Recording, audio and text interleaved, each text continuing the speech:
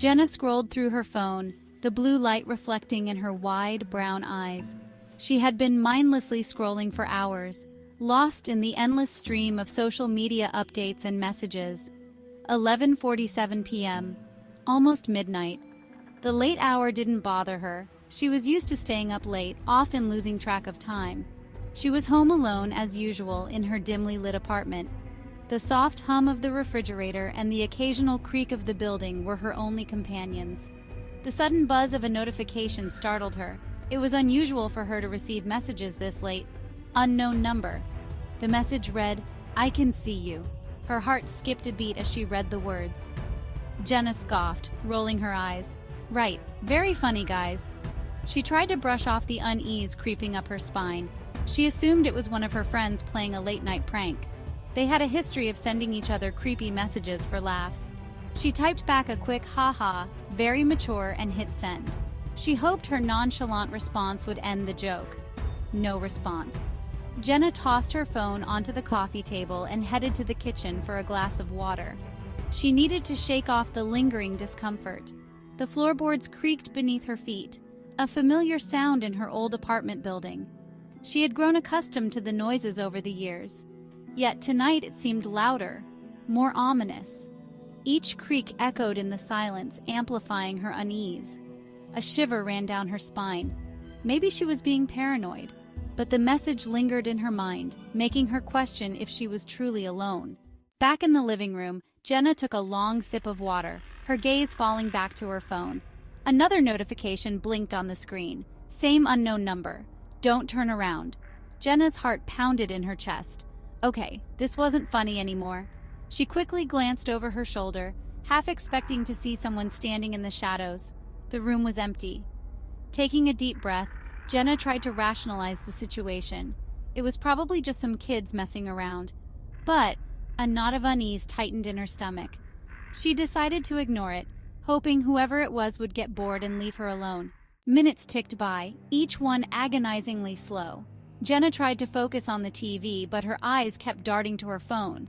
The silence in the apartment was deafening, broken only by the rhythmic ticking of the grandfather clock in the hallway. Then it came. Another buzz. You look scared. Jenna's blood ran cold. How did they know she was scared? She hadn't responded to the last message. A wave of terror washed over her. This was no longer a prank. Someone was watching her. She jumped up, her heart racing, and grabbed her phone, her fingers trembling as she dialed 911. The phone seemed to slip in her sweaty hand. Before she could press the call button, another message flashed on the screen. Don't even think about it. Check your window. Jenna's breath caught in her throat. Slowly, she turned towards the window, her eyes wide with fear. The curtains were drawn, but a faint light flickered from outside. Her mind raced with possibilities. Who was out there, and how did they know she was about to call for help? Fear propelled her towards the window. She had to see who it was. With trembling hands, she slowly peeled back the curtains. The streetlight outside cast an eerie glow into the apartment, its light flickering slightly as if it were alive. There was no one there, just the oppressive silence that seemed to grow louder with each passing second. Relief washed over Jenna, only to be replaced by a surge of anger. How could she have let it come to this? She had been so careful. This had gone too far. She could feel the anger bubbling up inside her, a fire that refused to be extinguished. She spun around, ready to storm out of her apartment and find whoever was tormenting her. She couldn't let them win. That's when she saw it. A fleeting shadow, a movement that shouldn't have been there. Her own reflection in the darkened TV screen. But something was wrong. Her reflection seemed distorted, almost sinister. Behind her, reflected in the glass, was a shadowy figure. It was standing so close she could almost feel its presence. Jenna's breath hitched in her throat. Fear gripped her, making it hard to think, hard to move. She whirled around, her heart pounding in her ears. The room was empty. Had she imagined it? Was her mind playing tricks on her? Her phone buzzed again in her hand. Look closer. The words seemed to mock her, daring her to confront her fear. The message sent a chill down her spine. She knew she had to face whatever was haunting her, but the fear was almost paralyzing. Jenna's gaze darted around the room, her heart pounding in her chest like a drum. The darkness seemed to close in on her, suffocating and oppressive. She scanned every corner, every shadow, searching for any sign of movement. Her breath came in short, sharp gasps as she strained to see through the gloom. Her eyes fell back on the TV screen, the only source of light in the room. It flickered ominously, casting eerie shadows on the walls. The reflection of the room was clear, except for her own. It was as if she was invisible, a ghost in her own home. Her reflection was distorted, twisted into a grotesque mockery of her own face. And then it moved. The sight sent a chill down her spine. The reflection in the TV smiled, a slow, menacing grin spreading across its face.